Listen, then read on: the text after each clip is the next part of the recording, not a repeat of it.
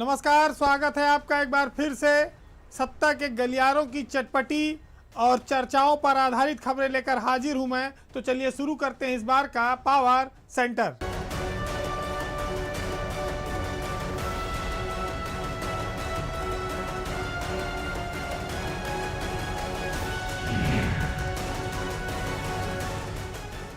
उत्तर प्रदेश में बीजेपी सरकार बहुमत में है, लेकिन जो उच्च सदन है विधान परिषद, वहां पर बीजेपी का बहुमत नहीं है। 4 साल का समय होने वाला है और बीजेपी इस जुगाड़ में लगी है लगातार कि कैसे विधान परिषद में जो सबसे बड़ी कुर्सी है सभापति की, उस पर कब्जा किया जाए। अब ये अवसर एक बार फिर से आया है। विधान परिषद के सभापति रमेश यादव रिटायर हो गए हैं। अब इस पद पर बीजेपी अपनी गोटियां सेट करने में लगी है। ये जंग सपा और बीजेपी के बीच की है, क्योंकि अगर चुनाव होगा तो समाजवादी पार्टी का सदन में बहुमत है, और अगर चुनाव नहीं होगा तो बीजेपी उसमें कोई अपना आदमी फिट कर सकती है। लेकिन बहुत कुछ निर्भर करता है गवर्नर के ऊपर और सरकार पर। गवर्नर और सरकार की अगर इच्छा होगी तो प्रोटेम स्पीकर से काम चलाया जाएगा, सभापति का चुनाव नहीं हो पाएगा। हालांकि परंपरा ये है कि जो सदन का वरिष्ठतम सदस्य होता है उसे सभापति बनाया जाता है या प्रोटेम स्पीकर बनाया जाए। सपा के अहमद हसन इस समय विधान परिषद में सबसे वरिष्ठतम सदस्य हैं, लेकिन बीजेपी ये नहीं चाहती कि उच्च सदन की पीठ पर सभापति के आसन पर कोई समाजवादी पार्टी का व्यक्ति विराजमान हो। अब इसको रोका कैसे जाए, क्योंकि बीजेपी के पास बहुमत नहीं है उच्च सदन में। इस समय अगर दलीय स्थिति देखी जाए उत्तर प्रदेश में, तो बीजेपी के पास मात्र 32 ही सदस्य परिषद में हैं और समाजवादी पार्टी के पास 51 है। चुनाव होगा तो सभापति जीत जाएगा समाजवादी पार्टी का। अच्छा, ये संख्या और बढ़े कैसे बीजेपी की, इसके लिए इंतजार करना पड़ेगा जब स्थानीय निकाय क्षेत्र की 36 सीटों पर चुनाव होगा। वो एक बड़ा मौका आएगा। लेकिन उस समय उत्तर प्रदेश में विधानसभा के चुनाव भी हो रहे होंगे, समाप्त हो चुके होंगे। तो अगर सरकार रिपीट करती है तब तो उसकी हसरत पूरी होगी कि वो दोनों सदनों में बहुमत में है। अब वो अपनी हसरत इस तरह पूरी करना चाहती है कि चुनाव होने न पावे सभापति पद के लिए, और एक प्रोटेम स्पीकर बनाकर मामला ऐसे चलाते रहो और अपना काम भी चलता रहेगा। वैसे बीजेपी कांग्रेस की ही राह पर है। देश में जहां जहां चुनाव हुए बीजेपी ने सरकार बनाने की कोशिश की, बनाई। कहीं चुनाव से बनाई और जहां चुनाव से नहीं जीत पाई वहां उपचुनाव से बनाई। तो बीजेपी का ये फंडा क्लियर है। हालांकि आने वाले दिनों में इस पर और समीक्षा होगी, लेकिन उच्च सदन में कब्जे को लेकर जंग तेज हो चुकी है। यूपी जैसे देश के सबसे बड़े राज्य में हर साल हजारों बच्चे अपने परिवार से बिछड़ जाते हैं, लापता हो जाते हैं, जिनकी गुमशुदगी तो दर्ज है विभिन्न थानों में, लेकिन उनका कोई अता पता नहीं है। वो अपने घर लौटकर नहीं आ पाते। माँ बाप पूरी जिंदगी उनका इंतजार करते हैं। उत्तर प्रदेश में माँ बाप के इस दर्द को समझने वाला एक ऐसा आईपीएस अफसर निकला है, जिसने अपने छोटे से समय में 20 दिन में 100 ऐसे बच्चों को खोज निकाला है जो अपने माँ बाप से बिछड़ गए थे। यूपी में 2012 बैच के आईपीएस अफसर हैं आशीष तिवारी। आशीष तिवारी एसपी जीआरपी के पद पर तैनात थे। मूलतः वो मध्य प्रदेश के इटारसी के रहने वाले हैं।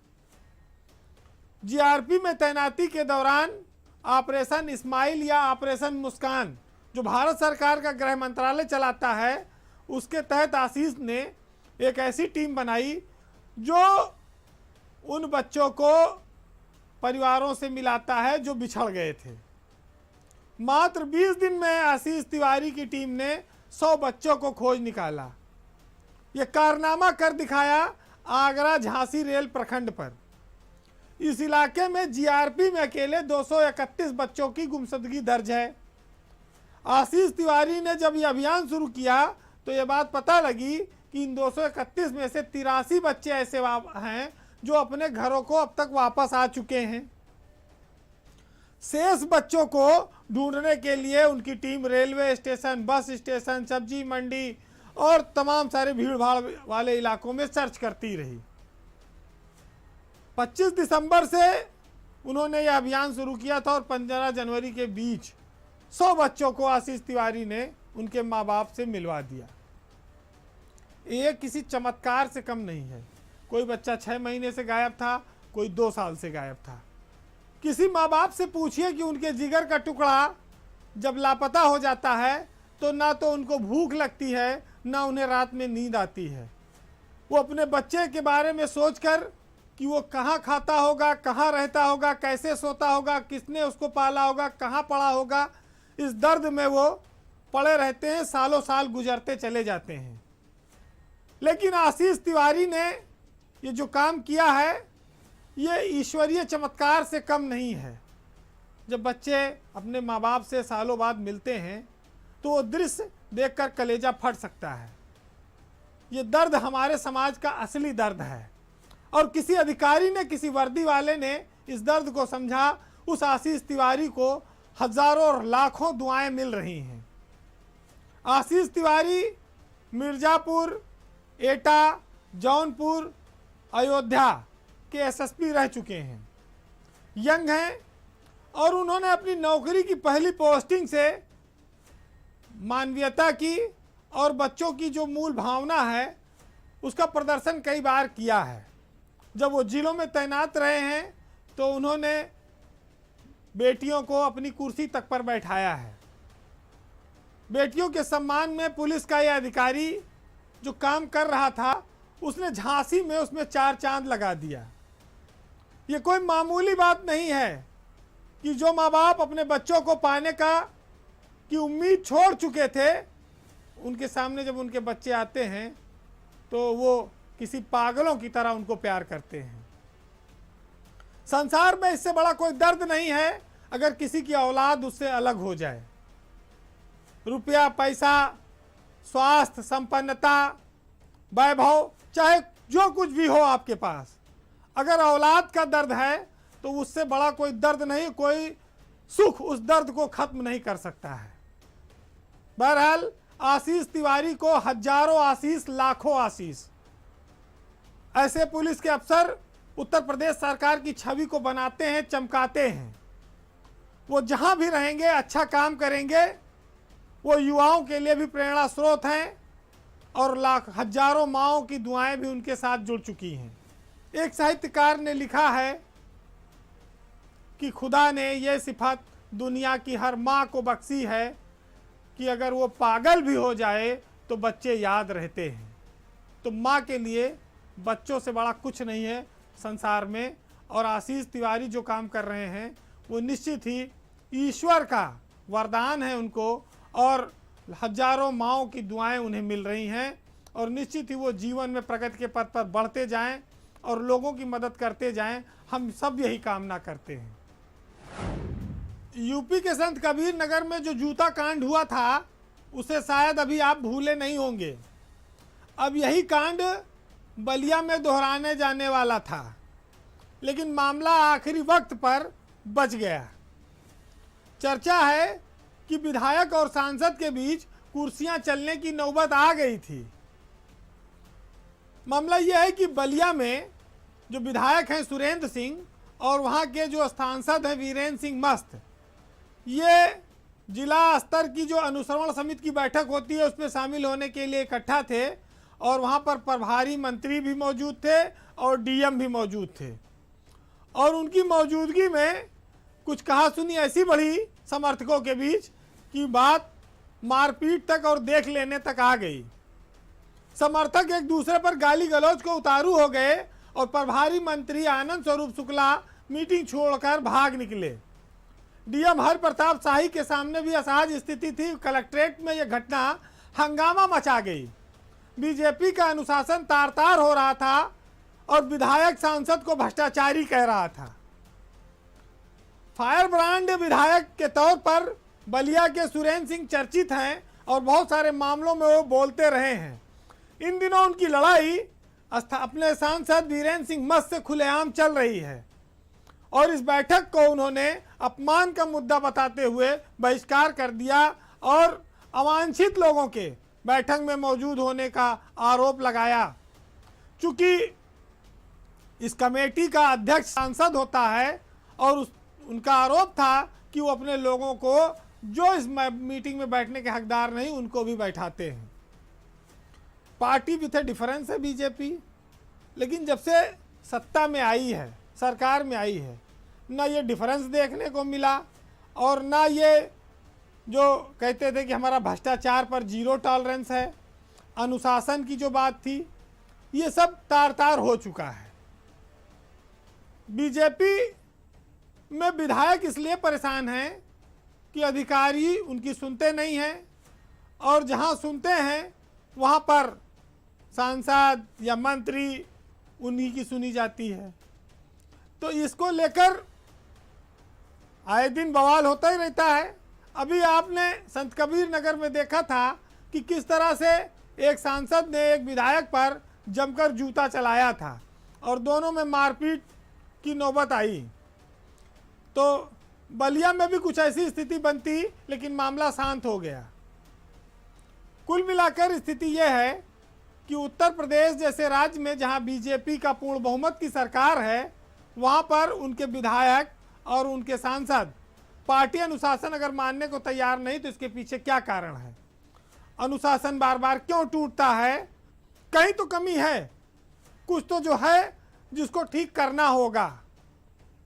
अब कोई खनन कराए, कोई जमीन कब्जा करे, कोई ठेका पट्टा ले, तो कोई एक ही अगर करेगा तो दूसरा उस पर अड़ंगेबाजी करेगा ही। देखिए, जिलों में लड़ाई वर्चस्व की है, किसकी चलती है इसकी है, और अफसरों के सामने भी कई बार संकट होता है कि वो किसकी सुने और किसकी ना सुने। बहरहाल बलिया में संत कबीर जैसा एक जूता कांड होते होते रह गया और बीजेपी शुक्र मनावे कि उसकी किरकिरी एक बार फिर होने से बच गई। उत्तर प्रदेश में जिसका जलवा कायम है उसका नाम अरविंद कुमार शर्मा है। आईएएस की नौकरी छोड़कर बीजेपी की राजनीति में आए अरविंद शर्मा अब इस समय उत्तर प्रदेश से विधान परिषद के सदस्य हैं। उनकी यूपी की राजनीति में जो पदार्पण हुआ है उसने हंगामा मचा रखा है। केंद्र लगातार उनकी ताकत बढ़ा रहा है और यूपी की सियासत में उनके महत्व को बनाए हुए है। उनकी पार्टी ज्वाइन करते हैं एमएलसी बन जाना सबको चौंका ही रहा था कि अभी हाल में जब पूरे देश में रेल बंद है, ऐसे में शर्मा जी के अनुरोध पर रेल मंत्री ने दिल्ली से मऊ के लिए विशेष ट्रेन चलाने का ऐलान कर दिया। देश का रेल मंत्री क्या इतना खाली बैठा है कि किसी एक एमएलसी के अनुरोध पर वो ट्रेन चलाने का ऐलान कर देगा? निश्चित ही इसके तमाम निहितार्थ हैं कि शर्मा बहुत इंपॉर्टेंट व्यक्ति हैं और भारत के प्रधानमंत्री से उनका सीधा कनेक्शन है। प्रधानमंत्री कार्यालय के निर्देश पर यह ट्रेन चलाए जाने की बात चर्चा में है। रेल मंत्री पीयूष गोयल ने ट्रेन चलाने का ट्वीट करने के साथ साथ एमएलसी शर्मा जी के अनुरोध को काफी महत्व से दर्शाया है। तो यूपी की सियासत में इस बात को लेकर काफी चर्चा हो रही है कि अब शर्मा जी के लिए अगला कदम क्या होगा। शर्मा जी की जो राजनीतिक यात्रा शुरू हुई है उसमें अगला पड़ाव क्या आने वाला है। उम्मीद यह की जा रही है कि यूपी में बहुत जल्द मंत्रिमंडल का विस्तार होने वाला है और अरविंद शर्मा उत्तर प्रदेश की कैबिनेट की शोभा बढ़ाएंगे।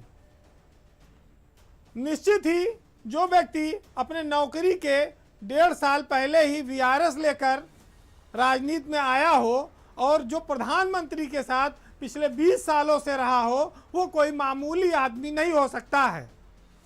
अरविंद शर्मा उत्तर प्रदेश ही नहीं देश की एक बड़ी पर्सनालिटी के तौर पर उभरे हैं। यूपी की सियासत में उनका क्या रोल होगा अभी तक इसका कोई सार्वजनिक ऐलान नहीं हुआ है, लेकिन जानकार ये मानते हैं कि उनकी गाड़ी अभी यहीं रुकने वाली नहीं है। अभी वो लाल बत्ती को सुशोभित करेंगे और उत्तर प्रदेश की राजनीति को और सरकार को प्रभावित करेंगे। अरविंद शर्मा जब से उत्तर प्रदेश आए हैं, एमएलसी बने हैं, वो कम बोलते हैं, कम निकलते हैं। शायद इसके लिए भी ऊपर से निर्देश होगा। उन्होंने अभी तक चुप्पी साध रखी है कि उनके मन में क्या है। हालांकि राजनीति में जो भी आता है सेवा करने के लिए आता है, सेवा वो भी करेंगे, लेकिन जिसको सीधे एनटीपीसी से बिजली मिल रही हो वो किसी ट्रांसफार्मर से और सब स्टेशन से बिजली लेने क्यों जाएगा? ये बात भी हर कोई जानता है। ये विशेष ट्रेन इस बात का प्रतीक है कि अरविंद कुमार शर्मा को केंद्र से विशेष महत्व मिल रहा है और उत्तर प्रदेश के जो बीजेपी के नेता और पदाधिकारी हैं वो इन संकेतों को समझ जाएं या समझने की कोशिश शुरू कर दें, क्योंकि सियासत में बहुत देर तक किसी को इग्नोर करना घातक हो सकता है। बहरहाल यूपी की सियासत आने वाले महीनों में कुछ तेजी से करवट बदलेगी, उसकी तस्वीर बदलेगी, उसके आंकड़े बदलेंगे, चेहरे भी बदलेंगे और अरविंद शर्मा का उसमें सबसे इम्पॉर्टेंट रोल होगा, इसकी अभी से लोग कल्पना कर रहे हैं। अपने यहाँ एक कहावत बहुत प्रचलित है कि जब कोई जहाज डूबता है तो चूहे उसमें से सबसे पहले कूदने लगते हैं। ऐसा ही हाल राजनीति का भी है। जब चुनाव करीब आता है तो अफसर सरकारों का साथ छोड़ने लगते हैं। अपने यहाँ गांव में इन्हें नजूमी भी कहा जाता है। नजूमी वो है जो आने वाली स्थितियों को पहले से भांप लेता है। अगर सरकार वापस लौटेगी तो वो भी वापस आ जाएंगे, नहीं लौटी तो दिल्ली में आराम से नौकरी करेंगे। बहरहाल उत्तर प्रदेश के दो महत्वपूर्ण अफसर आईआईडीसी और प्रमुख सचिव औद्योगिक विकास दिल्ली की ओर कूच कर चुके हैं। 1986 बैच के अफसर हैं आलोक टंडन। आलोक टंडन यूपी के आईआईडीसी हैं। चीफ सेक्रेटरी के बाद ये दूसरा बड़ा पद है और उनके पास कई अथॉरिटियों के चेयरमैन का भी चार्ज है, जिसमें नोएडा, ग्रेटर नोएडा, यमुना एक्सप्रेसवे प्रमुख है। लेकिन इन सभी पदों को छोड़कर वो दिल्ली गए और वहाँ पर भारत के खनन सचिव बना दिए गए हैं। उनका रिटायरमेंट अभी सितंबर 2022 में है। दूसरा नाम है औद्योगिक विकास विभाग के प्रमुख सचिव 1988 बैच के आईएएस अधिकारी आलोक कुमार का। आलोक कुमार केंद्रीय ऊर्जा सचिव बनाए गए हैं। लेकिन खास बात यह है कि आलोक कुमार यूपी में जब ऊर्जा विभाग के प्रमुख सचिव और चेयरमैन थे तो उनके समय में 4000 करोड़ का पीएफ घोटाला सामने आया, जिसमें सीबीआई उनसे 4 बार पूछताछ कर चुकी है। लेकिन ये विचित्र माया देखिए कि जो बिजली विभाग में सीबीआई जिससे पूछताछ कर रही थी घोटाले में, अब वही बिजली के पूरे देश का मुखिया बना दिया गया। यानी कि देश के वो अब ऊर्जा सचिव हैं बिजली विभाग के, उनके ऊपर अब सिर्फ भारत का ऊर्जा मंत्री होगा।